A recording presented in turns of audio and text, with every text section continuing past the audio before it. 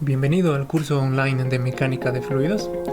Esta es una serie de videos que incluye tanto aspectos teóricos como la aplicación práctica en ejercicios. Espero que estos videos te resulten de utilidad y sin más introducción, comencemos. En este video hablaremos de la estática de fluidos. En esta primera parte veremos la presión hidrostática. Vamos a definir la presión hidrostática de dos maneras.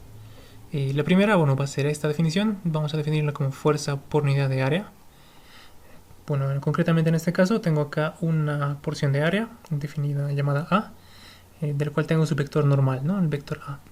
Y la fuerza que actúa para generar presión, será esta fuerza perpendicular a esta área, definida por el vector F.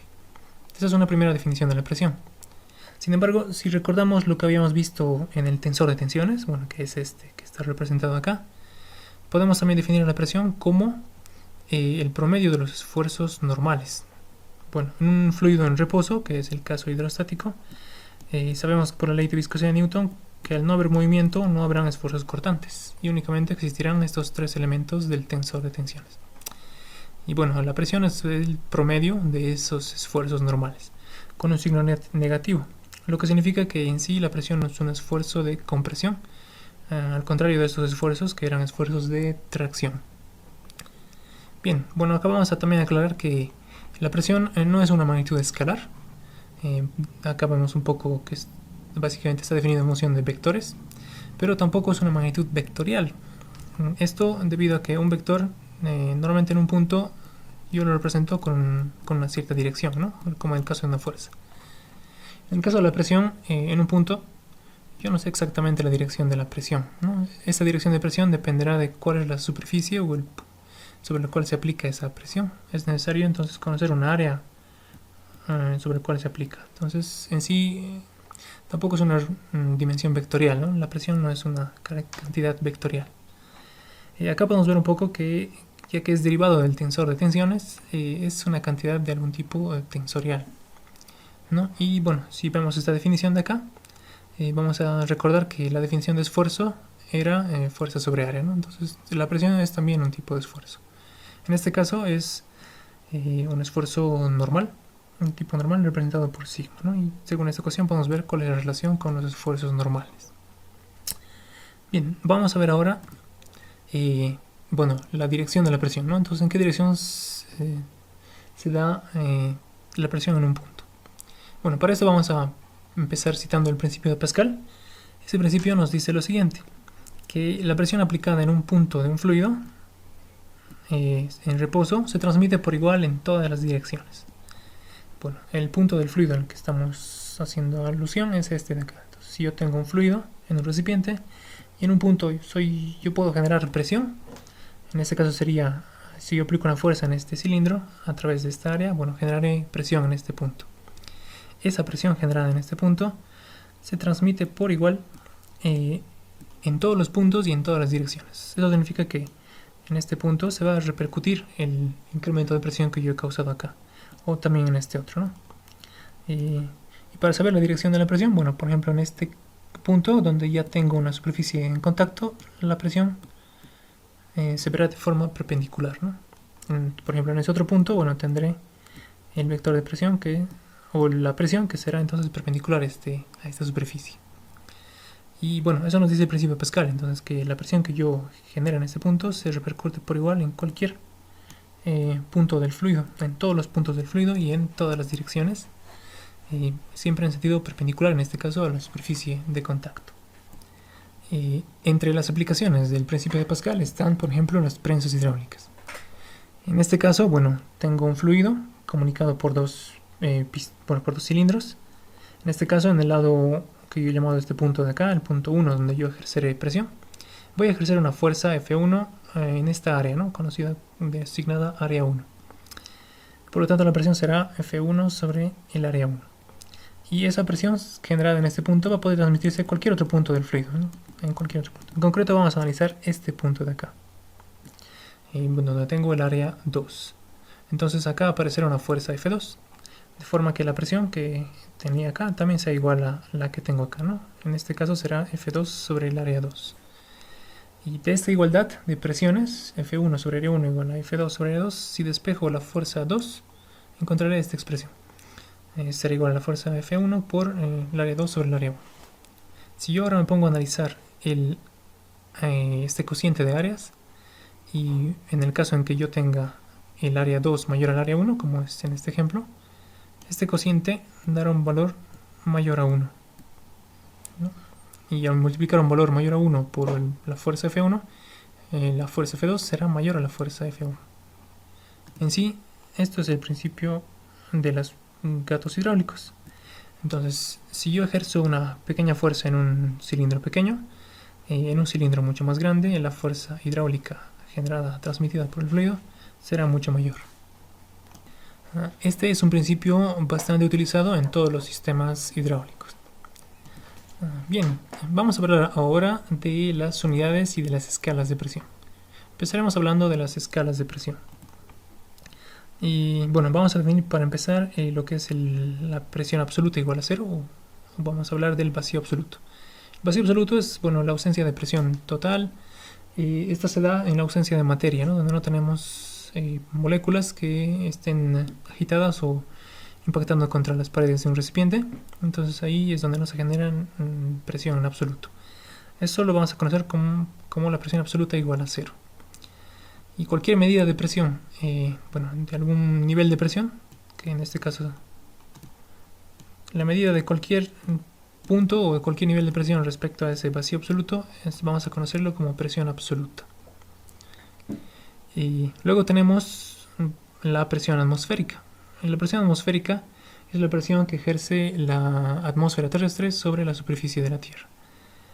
Y en este caso, esta presión atmosférica se puede medir a través de un instrumento conocido como el barómetro. Y el barómetro nos da una medida de la presión atmosférica en el lugar geográfico de la Tierra en el que nos encontremos. Por esto es una medida local. Entonces, por ejemplo, si yo mido la presión atmosférica en la ubicación donde yo me encuentro, que está a 2550 metros sobre el nivel del mar, tendré este valor de presión atmosférica. Y si yo lo hago, bueno, a otra altitud, lo hago a 0 metros sobre el nivel del mar, tendremos una presión atmosférica de 101.3 kilopascales. Bueno, en este caso se conoce como presión atmosférica estándar, la que tenemos a nivel del mar, este valor de acá. Y sin embargo, bueno, nosotros vamos a siempre tomar en cuenta la presión del lugar en el que nos encontremos para hacer nuestros cálculos. Entonces, por lo tanto, cuando nos refiramos nosotros a presión atmosférica, será la medida de presión atmosférica local, ¿no? Entonces, bueno, en el caso concreto, la ciudad en la que yo me encuentro será este valor de acá, dado que estamos a 2550 metros sobre el nivel del mar. Bien, vamos a hablar ahora de las presiones manométricas. En este caso, este tipo de presión es muy importante porque los manómetros son los aparatos más usados para medición de presión en las industrias. Y los manómetros, bueno, básicamente permiten medir diferencias de presión desde un nivel de presión, del punto P que yo deseo conocer, respecto a la presión atmosférica. Entonces, es decir, esos aparatos nos dan esta medida de acá, ¿no? Por lo cual vamos a nosotros establecer si esta presión manométrica es positiva, significa que la presión que yo estoy midiendo es mayor a la presión atmosférica. Si la medida del manómetro a la presión manométrica es 0, eso significa que me encuentro a presión atmosférica, me encuentro en este nivel. Y si la medida del manómetro es menor a 0, bueno, es negativa, tendré un valor de presión que será menor a la presión atmosférica, ¿no? Entonces, bueno, nosotros, ya que vamos a trabajar bastante con presiones manométricas, vamos a llegar a quedar en esta convención que la presión atmosférica será en nuestro valor de referencia, ¿no? 0. En este caso, la presión manométrica, esta que hemos dibujado acá, será igual a la presión absoluta menos la presión atmosférica, que en este caso sería la presión atmosférica local. Bien, habiendo dicho esto, vamos a hablar ahora de las unidades en las que nos podemos encontrar a la presión. Por ejemplo, para la presión atmosférica estándar, a 0 metros sobre el nivel del mar, tenemos el valor de una atmósfera, o el equivalente en 101.3 kilopascales. En el barómetro de Torricelli esto medía, bueno, 760 milímetros de mercurio, Si esto es en columna de agua, será entonces 10.34 metros de columna de agua, o el equivalente en el sistema inglés de 14.7 psi. Ahora vamos a hablar de la variación de la presión en los fluidos. En este caso, esta sería la ley fundamental de la hidrostática, que gobierna el comportamiento de la presión en todos los fluidos. Entonces, la derivada de la presión respecto de z es igual al negativo de la densidad por la gravedad. Vamos a tener en cuenta que la dirección z, el eje z, es la dirección vertical de altura, ¿no? Una altura en dirección vertical, entonces positiva. Esa será nuestra dirección z. ¿Qué significa esta expresión entonces? Que la variación de la presión respecto a la altura es negativa y tiene este valor. Bueno, esto lo vamos a también utilizar nosotros en esta forma, ya que densidad por gravedad, nosotros lo vamos a llamar peso específico, ¿no? El término gamma. Entonces, ¿qué significa que la derivada sea negativa, ¿no? La variación de presión con la altura sea negativa. Es decir, que si yo voy de un punto a otro y voy subiendo en altura, la presión irá en sentido contrario, la variación de presión será negativa, irá disminuyendo. Entonces, cuando yo me encuentre subiendo en altura, la presión irá disminuyendo en el fluido. Y si al contrario yo voy descendiendo, voy bajando, entonces incremento la profundidad, la presión irá aumentando. Entonces, estos dos textos enunciados son equivalentes, ¿no? A mayor altura y menor presión, o a mayor profundidad en mayor presión en los fluidos. Bien, ahora vamos a distinguir un poco el caso de los líquidos y el caso de los gases. Y vamos a partir de esta ecuación de la ley fundamental de la hidrostática en los fluidos, que en sí es una ecuación diferencial. Lo que vamos a hacer es, asumiendo algunas condiciones para los líquidos y otras condiciones para los gases, llegar a una ecuación que tenga una forma, por integración vamos a llegar a una ecuación integrada o una ecuación simple, que nos será más útil al momento de aplicar en los ejercicios. Entonces, vamos a partir de esta ley fundamental, ¿no? En el caso de los líquidos, que son fluidos incompresibles, que no cambian de volumen, entonces la densidad se mantiene constante. ¿Qué tenemos entonces? Vamos a simplemente, vamos a partir de esta ecuación y vamos a pasar el término z para el lado derecho, ¿no? De z al lado derecho. Y vamos a terminar integrando lo que nos queda. Entonces, dz está acá al lado derecho, vamos a hacer la integración. Y la integral la vamos a realizar para la variable p, desde un valor p inicial o p sub 0 hasta un valor final de presión. Y el dz lo vamos a integrar desde una altura inicial hasta una altura z final, ¿no? Esto nos va a quedar, lo que tenemos acá, es esto mismo de acá. Y si yo integro entonces esta parte, obtendré, entonces se reemplazo los límites, me quedará la presión menos presión sub 0, ¿no? Esta P sub 0. Será igual a esta parte de acá, densidad por gravedad, lo vamos a llamar gamma, el peso específico. Y este signo negativo lo vamos a meter, combinar con esta integral. Entonces, esto nos daría z menos z sub 0. Y con el signo menos, esto, se invierte, ¿no? Queda de esta forma. Ahora, para entender mejor estos dos elementos que hemos introducido, la presión inicial y la altura inicial, en sí son valores de referencia. Son una presión y una altura de referencia. ¿Cómo podemos verlo acá? Acá tengo un ejemplo de un recipiente con un fluido y tengo un nivel de referencia acá abajo y la dirección del eje Z es la dirección vertical, ¿no? Es esta de aquí. La presión en un punto cualquiera que yo deseo calcular, que en este caso sería sería el valor de P, y la altura de ese punto será la altura Z. Entonces Z y P son valores de ese punto, de este punto de acá. Y P sub 0 y Z sub 0 son valores de un punto de referencia, un punto conocido.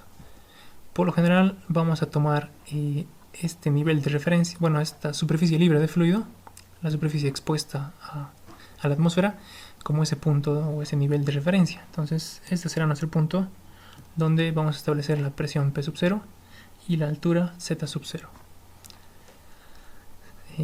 Por lo general este tipo de recipientes abiertos se encuentra expuesto a presión atmosférica. Entonces la presión que tengo acá, la presión de referencia, será presión atmosférica. La altura Z sub 0 es, bueno, es la altura de la superficie libre. Con lo cual, esta medida Z sub 0 menos Z, que sería esta altura menos esta otra, sería, bueno, esta medida de acá.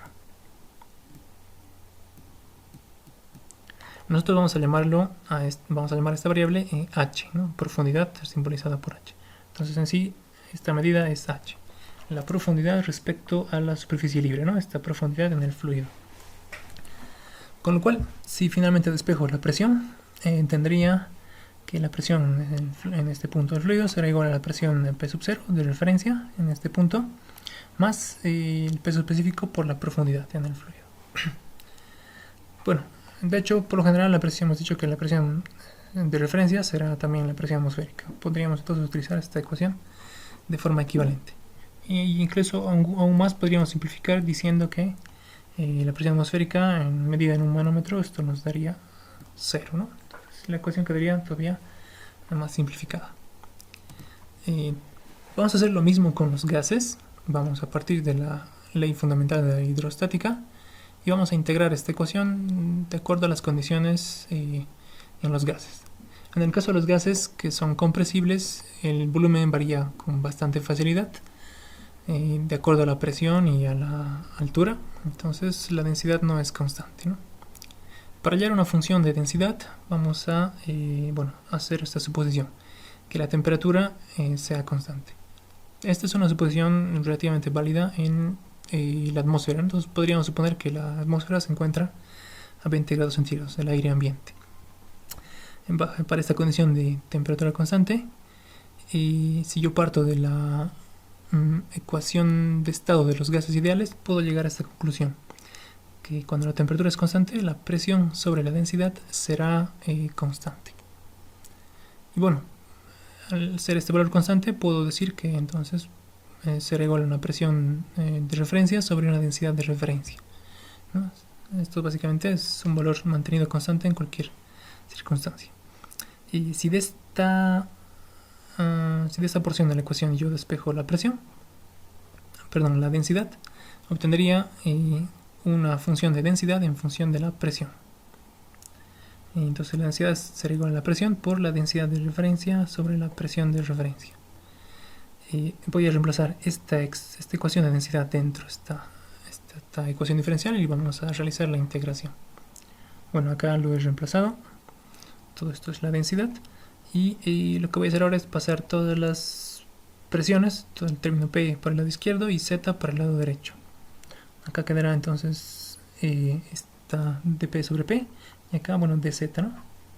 Si ahora integramos de forma similar a lo que habíamos hecho para los líquidos, tendría la integral desde P sub 0, desde una presión inicial hasta una presión P, y la integral de Z será desde Z sub 0 hasta Z.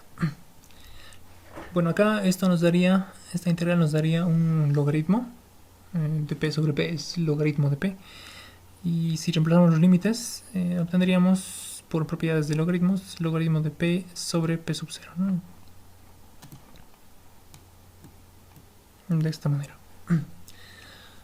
Y bueno, esta parte, bueno, este término que era constantes, densidad, valores de referencia y la gravedad constantes, bueno, esto nos daría simplemente este término, ¿no? De z integrando nos quedaría z menos z sub 0 al haber reemplazado los límites.